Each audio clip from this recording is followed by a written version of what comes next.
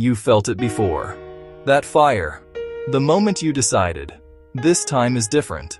You wrote the goals, you made the plan. You started. And for a while, you actually did it. Then something happened. The feeling left. And without the feeling, you stopped. And then came the worst part. Not the quitting.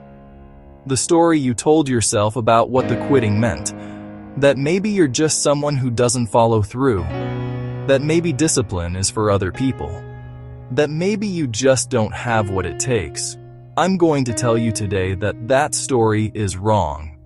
And I'm going to show you what successful people discovered, usually after years of the same cycle you're in, about why motivation was never the answer. And what is. Here is the uncomfortable truth about motivation. It was never designed to be a foundation. Motivation is a biological signal, a neurochemical response, largely dopamine-driven, that your brain produces in response to novelty and anticipated reward. Your brain generates motivation when something feels new, when the outcome feels close, when the gap between where you are and where you want to be feels exciting rather than exhausting. But novelty fades. The outcome feels further away. The gap becomes daunting, and the dopamine signal weakens. This is not a character flaw. This is your brain operating exactly as evolution designed it. The problem is that we have built our entire idea of personal growth around catching and riding that signal, and then wondered why we keep falling off. Stanford researcher B.J. Fogg spent 20 years studying behavior change. His conclusion was radical in its simplicity. Motivation is unreliable. It comes and goes. Building your life around it is like building a house on a tide. You need something that does not move. In 2018, author James Clear published Atomic Habits, and buried inside what most people read as a book about systems was a more radical idea. He argued that the most lasting behavior change doesn't come from changing what you do. It comes from changing who you believe you are. Clear called it identity-based habits. And the concept is simple but profound. There are two ways to change. You can set a goal and try to force yourself toward it through willpower and motivation, or you can decide what kind of person you want to become. And then ask, with every decision, what would that person do? The first approach puts your destination first. The second puts your identity first. And the research shows that identity-based change is exponentially more durable. Because when your behavior matches your identity, it no longer feels like discipline. It feels like consistency. You don't have to convince yourself to go for a run. You are a runner. Runners run. When you shift the question from what should I do to who am I, the doing becomes a natural extension of being. Consider three people, all real stories, though the names are changed. The first is a woman named Maria. For 11 years, she tried to lose the same 40 pounds. Gyms, diets, motivation videos. Every January, she started. By March, she had stopped. Then, during a conversation with her doctor, something landed differently. She stopped describing herself as someone trying to get healthy and started calling herself a healthy person who was figuring out how. One word shift. Within 18 months, she had lost the weight and, more importantly, kept it. Not because her discipline had magically improved, because her identity had changed, and her choices naturally followed. The second is a man named David. He grew up in poverty, had a criminal record by 21, and was told, repeatedly, that he was going nowhere. In prison, he read a book. And in that book, he found a line that broke something open. You cannot change the past, but you are not the past. He decided that the man in the cell was not who he was. It was where he had been. He rebuilt around a new identity.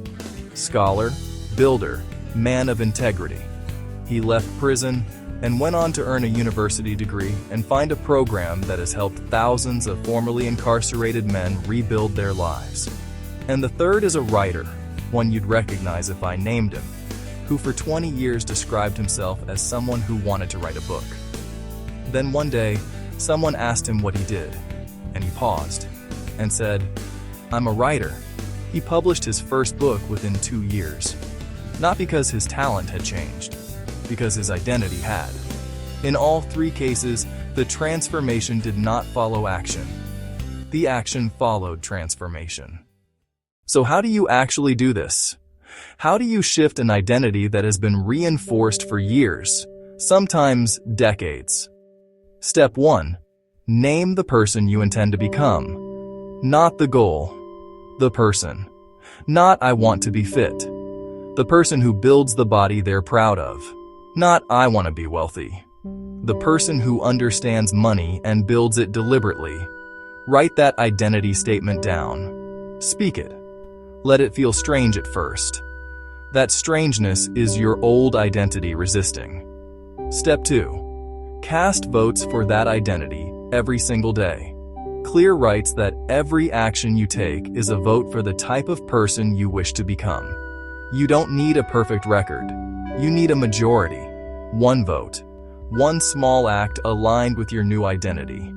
You make your bed, not because it matters, but because it's a vote. You read 1 page. You go to the gym for 10 minutes. You say no to 1 thing that contradicts who you're becoming. Each vote is a data point your brain uses to revise its self-concept. Over days, then weeks, then months, the identity begins to solidify. Step 3. Change your language. The words you use about yourself are not reflections of your identity. They are architects of it. Stop saying "I'm trying to be more disciplined." Say "I am a disciplined person, still learning." Stop saying "I'm not good with money." Say "I am building my relationship with money." Your brain cannot distinguish between a declared reality and an eventual one. It simply works to make what you say about yourself true. Motivation is loud. It arrives with energy and urgency and the feeling that everything is about to change. Identity is quiet. It changes slowly through the accumulation of small, deliberate choices that nobody sees and nobody applauds. But here is the difference that matters. Motivation leaves. Identity stays. When you build your life around who you are rather than what you feel, you become something the motivational cycle can never produce. Consistent, reliable, grounded. Not because you have more willpower, because you have less need for it. The river does not decide to carve the canyon. It simply is what it is, and it does what it does. The canyon is inevitable. So is the life you build when you stop chasing feelings and start claiming identity. This is not a quick fix. It is not an overnight transformation. It is the slow, unglamorous, deeply powerful work of becoming. And it starts today with 1 decision. Not a goal, a declaration. I am the kind of person who follows through. Now act like it. If this shifted something for you, share it with someone who needs it. And subscribe, because every week we break down the ideas that actually change how people live. See you next week.